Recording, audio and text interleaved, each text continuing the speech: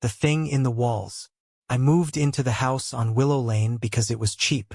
Too cheap. The kind of cheap that should have made me ask more questions. But I didn't. I just signed the lease and started hauling my stuff in. It was an old house.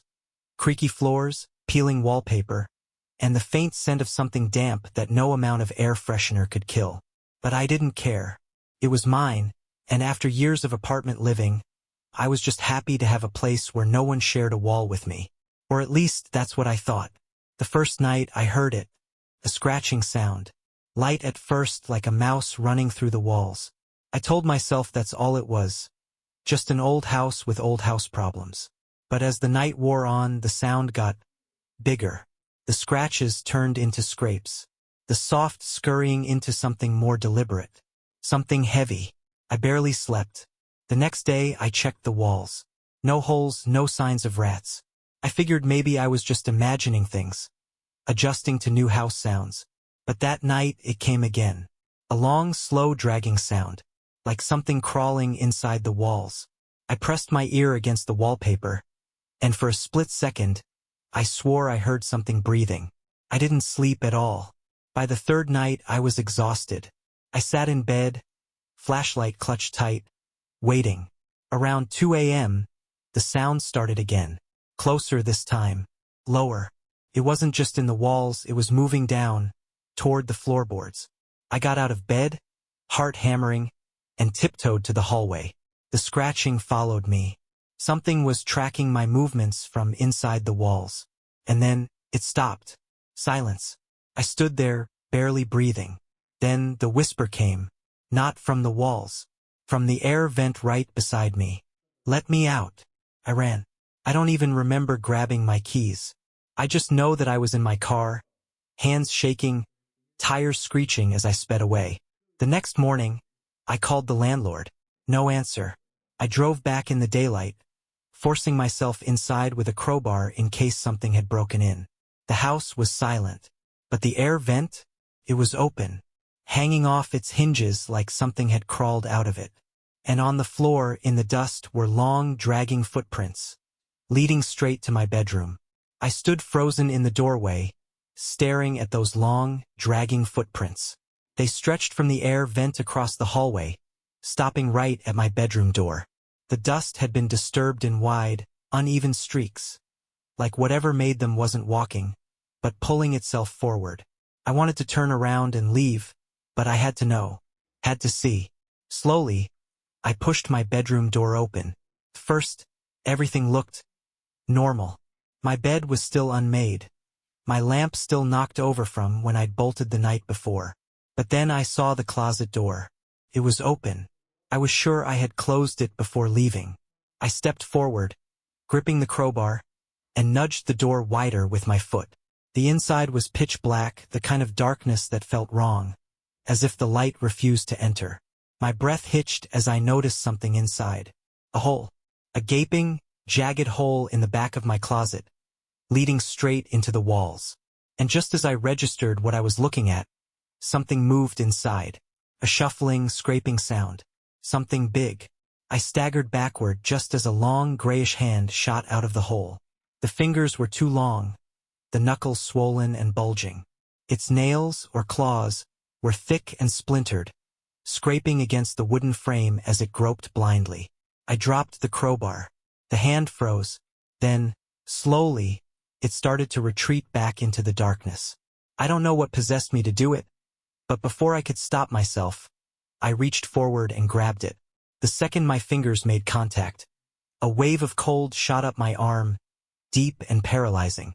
It felt like my bones were freezing over, like something was draining the warmth out of me. And then I heard it again. That voice.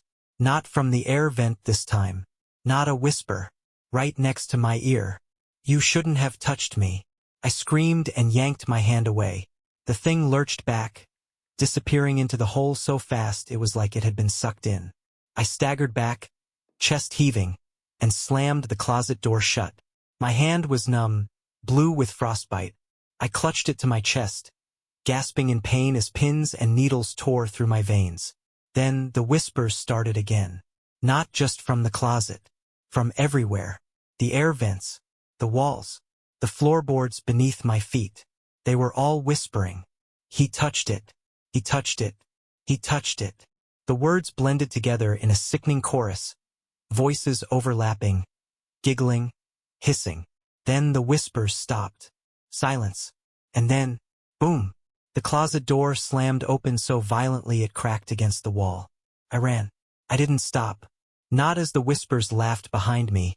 Not as the walls thumped like something was inside, chasing me. I sprinted out of the house, into my car, and sped off, nearly crashing into a mailbox in my panic. I didn't stop until I was miles away. But as I sat in the car, gasping for breath, I realized something horrible. My rearview mirror. Something was in the back seat. A shape, small, hunched, and then it grinned, with too many teeth. It was nearly empty this late at night. Just a few exhausted students huddled in corners, bathed in the cold glow of their laptops. I found myself drawn to the dusty research section, where the air smelled like old paper and forgotten secrets. I searched through the town's archives, scanning for anything about the house on Willow Lane. There had to be something. And then I found it. A news article. Yellowed, barely legible. The headline sent ice crawling up my spine. Family vanishes in home. Only child found hiding in walls. The article was from 20 years ago. A couple and their son had lived in that house. Then, one night, the parents disappeared. No sign of struggle, no forced entry, just gone. When the police searched the house, they found their 6-year-old son cowering inside the walls. He wouldn't speak, wouldn't say what had happened. All he did was whisper. It took them. It lives in the walls. And now it wants me too. My hands shook as I flipped to the next page. No further updates. No mention of what happened to the boy. But someone had written in the margins, scrawled in frantic, uneven handwriting. Don't touch it. Whatever you do, don't touch it. That's how it marks you. That's how it gets inside. A cold sweat broke out over my skin. I had touched it. I slammed the book shut, breath coming fast. The overhead lights flickered. My reflection in the library window. It wasn't right. I wasn't grinning, but my reflection was. I ran. Nowhere left to hide. I didn't go to a motel. I didn't go home. I drove until my eyes burned and my hands ached from gripping the wheel. I pulled into an abandoned gas station parking lot, the neon sign above flickering weakly. I needed to think. Needed to. A breath. Right behind me. Slow. Rattling. I didn't turn. Didn't move. The air grew thick, the scent of damp rot curling around me. My rearview mirror darkened, like something was leaning too close, blocking the light. Then the voice. Low. Right against my ear. You can't run forever. My body jolted forward like I had been shoved. I slammed my hand against the door handle, tumbling out of the car onto the pavement. My breath came in short gasps as I scrambled to my feet. The car was empty, but the driver's side door, it was still open, like something had just stepped out. And the ground beside me? A long, dragging footprint. I stood there, staring at the long, dragging footprint beside me. My chest was heaving, my breath coming in short, frantic gasps. I wasn't alone. It was out. The gas station was empty. Just the weak hum of a broken fluorescent light and the hollow whisper of wind through the cracked pavement. I backed away from my car, scanning the lot, my heart slamming against my ribs. Then, a child screamed, high-pitched, terrified. It came from the gas station convenience store. I turned, legs numb, and ran toward the building. The glass door swung open easily, a small bell jingling above it. The air inside was thick, stale, carrying the scent of something rotting. And then I saw her, a little girl, no older than 8. She was crouched behind the counter, eyes wide and glistening with tears. She shook her head frantically, mouthing something I couldn't hear. Behind you. Cold breath prickled the back of my neck. I whirled around. Nothing. Just the empty aisles, the flickering fluorescent lights. Then, a can rolled off a shelf, clattered to the floor. Another. Then another. The shelves shook. The lights buzzed and dimmed. The girl let out a strangled sob, pressing herself tighter against the counter. Then, from the aisles, a figure lurched forward. Not walking, not crawling, dragging. Its limbs were twisted at unnatural angles. Its fingers stretched and too long, scraping against the floor as it pulled itself closer. Its head lolled to one side, as if its neck had been snapped. Then it grinned. Too many teeth. The girl screamed. I grabbed her without thinking, lifting her into my arms and bolting for the door. The air behind me grew heavy, dense, like the whole store was filling with something unseen, something wrong. We barely made it outside. The second we crossed the threshold, the lights inside exploded, glass raining down like deadly snow. The thing inside let out a shrill, wheezing laugh. Then silence. I turned, breathless, still clutching the girl. The store was normal again, just an empty convenience shop in a dying town. But in the window, a smudged, blackened handprint, and inside, the shadows twisted. Watching, I shoved the girl into my car, slamming the door behind her. My hands trembled as I fumbled with my phone, trying to call 911. No signal. Of course. I turned to the girl. Who are you? Where are your parents? She was shivering, arms wrapped tight around herself. We stopped here. My mom and dad went inside. Her voice hitched. They never came out. My stomach clenched. Something had taken them. Something was still in there. I started the car, tires screeching as I pulled onto the road. I didn't know where I was going, just away, but I barely made it a mile before I saw them. People, dozens of them stumbling down the dark road. Children, adults, a whole group, their clothes tattered, their faces pale. Some were limping. Some had long, dragging footprints trailing behind them. I slammed the brakes. The girl beside me gasped, pressing herself against the seat. A man at the front of the group lifted his head. His eyes were hollow, sunken deep into his skull. His mouth open, too wide. His jaw unhinged like a snake's. Then they all turned toward us. I threw the car into reverse, tires screeching as I spun around.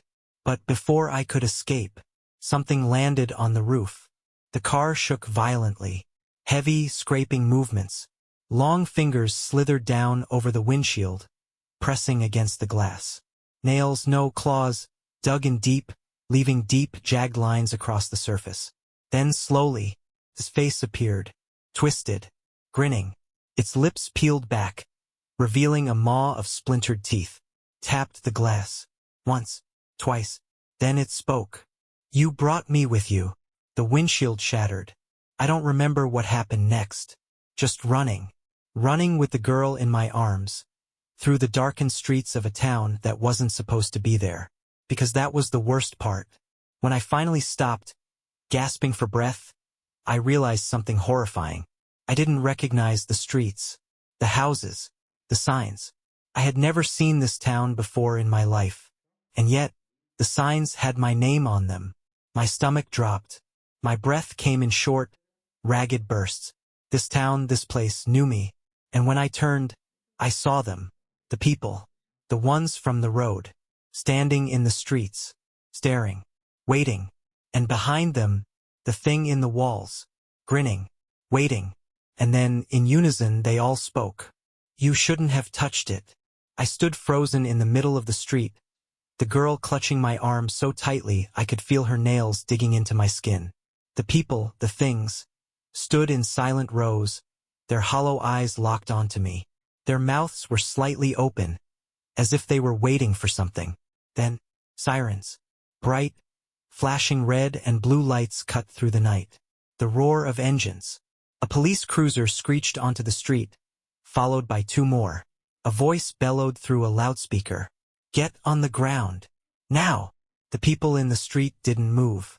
I turned, shielding the girl, relief flooding my chest. Finally, someone real. Someone alive. For officers jumped out, weapons drawn. A man in a bulletproof vest stepped forward, a shotgun gripped in his hands. His badge glinted in the flashing lights. Sheriff Daniels. Sir, step away from the girl, he shouted. We'll get you both out of here. Just come toward us slowly. I opened my mouth, then stopped. The people in the street, they were grinning. Wide, stretching, unnatural. The sheriff frowned. What the hell? Then, the streetlights exploded. The air went thick, wrong, as if the whole world had been sucked into a void. A horrible, high-pitched laugh filled the air, shrieking from every direction. And then, the people lunged. All at once. The officers barely had time to react before the first of them was dragged into the darkness. Gunshots rang out, flashing like bursts of lightning. The sheriff pumped his shotgun, blasting a man, a creature, backward. But they kept coming. One officer screamed as something pulled him into a doorway, his body disappearing in an instant. Another officer ran for the car, only for a long gray hand to burst out of the window and yank him inside. Blood splattered across the windshield. I grabbed the girl and ran. We barely made it 2 blocks before I saw more lights. A black SUV. No markings. A man in a tactical suit stepped out, speaking into a radio. Not local police. Government. More black vehicles roared in behind him. Armed men in heavy gear spilled out, their rifles raised. "Lock it down!" someone shouted. The street behind us shifted. One moment it was there, the next it was different. The houses blurred, melted, twisted like an image on an old television screen. "Shit, we're losing it!" one of the agents shouted. Then, from the shadows, it stepped forward. Not a person. Not anymore. It had been human once. But its limbs were wrong, stretching and bending like something struggling to fit inside a skin that didn't belong to it. Its jaw unhinged, drool dripping from rows of uneven teeth. It looked at me, and then, it spoke. "You opened the door." The agents opened fire. Bullets tore into it. But it didn't stop moving. It jerked and twitched, grinning, grinning, grinning even as its body was shredded apart. Then it laughed. And every single window in the town shattered at once. I don't remember much after that. Just running, gunfire, screaming. And then, I woke up in a hospital. A stark white room. A beeping monitor beside me. My hands were bandaged. My head pounded. The door opened. Sheriff Daniels stepped in. But he wasn't in uniform anymore. He wore black tactical gear now, a gun holstered at his hip. His eyes were bloodshot, his face pale. "What happened?" I croaked. The sheriff exhaled. "You don't want to know." I sat up, my skin crawling. "The girl. Where's the girl?" He hesitated. Then, finally, "She never made it out." I felt like I'd been punched in the gut. I shook my head. No, I got her out. She was with me." The sheriff clenched his jaw. "We found you alone. No girl. No one else." "No!" Then he tossed something onto my bed. A photograph. An old newspaper clipping. A missing persons case. 8-year-old girl vanishes in 1987. Last seen near the abandoned house on Willow Lane. My stomach dropped. 1987. She had been missing for 37 years. The sheriff stood. "You got lucky. The town is gone now." I snapped my head up. "What?" "We locked it down," he said. "Nobody's going back there. It's taken care of." Something in his voice told me he didn't believe that. Neither did I. I stared at the newspaper clipping. And there, behind the girl's smiling photo, was something I hadn't noticed at first. A shadow. A figure standing behind her. Grinning. Watching. I sat in the hospital bed, the newspaper clipping shaking in my hands. The girl, the one I had saved, was never real. Or worse, she was never meant to leave. Sheriff Daniels stood in the doorway, his face drawn and exhausted. "We're transferring you," he said. "Some guys from higher up want to talk to you." Higher up. The kind of people who don't wear badges. Before I could respond, the lights flickered. A slow, rhythmic buzz hummed through the room. Daniels stiffened. "No," he whispered. Then, from the hallway, a scream. Not a normal scream. A tearing sound. The sound of a body splitting open. Daniels grabbed his gun. "It's not gone." The power cut out. Emergency red lights flared to life, bathing the hospital in a pulsing, hellish glow. I threw off the sheets, stumbling to my feet just as the alarm started blaring. The thing was here. I ran into the hallway, my bare feet slapping against the tile. Daniels was ahead of me, gun raised, shouting for backup. Then we saw the nurse, or what was left of her. She was stretched, her arms too long, her fingers dragging on the floor. Her head hung at an unnatural angle, her mouth open in a silent scream. Then she twitched and grinned. Daniels fired. The gunshot echoed down the hall. But she didn't fall. She laughed. Her head twisted all the way around to face me, her black eyes gleaming. You shouldn't have touched it. Then she lunged. Daniels shoved me aside, taking the hit. The thing bit into his throat. Blood sprayed against the walls. He gasped, his body convulsing. I didn't stay to watch. I ran. Past empty rooms, past bodies that weren't bodies anymore. Every reflection, in the windows, in the glass of the medical cabinets, showed something else. Something watching me. I burst through a set of double doors and into chaos. Security officers were firing down the hallway. Doctors and patients screamed as they were dragged into the walls. A woman in a hospital gown was clawing at her own face, sobbing as her skin peeled away in strips. A man, an officer, stood frozen, unmoving. His shadow moved before he did. And then, a child's voice. You let me out. I turned. The girl was standing there, barefoot, wearing the same dress she had the night I saved her. But her eyes black pits. And from behind her something rose. A shape, a thing. A crawling, endless mass of limbs and mouths and grins. It had never been one thing. It had always been many. And now it was everywhere. The agents in black gear stormed in, shouting commands I couldn't hear. The hospital shook. The girl, the thing pretending to be a girl, laughed. Too late, she whispered. The shadows came alive. Agents were dragged screaming into vents. Doctors were yanked into reflections. One man's head twisted clean off his body. The security guards didn't run. They fought. But bullets didn't stop it. The thing, the endless thing, wasn't physical. It was in the walls, the floor, the air. It wasn't a creature. It was a place. And now, it had expanded. I knew what I had to do. I grabbed the nearest scalpel from an overturned medical tray and lunged at the girl. At her hand. The same one I had grabbed in the house. Her eyes widened as I slammed the blade down. Her scream split reality. The walls buckled. The entire hospital twisted, folding in on itself. The air split open, revealing darkness beyond darkness. I was falling, and then I woke up. Daylight, a gas station. I was sitting in my car. My hands were clean. No bandages, no wounds. The radio played a soft song. I looked in the mirror. I was fine. It was over. Had it been a dream?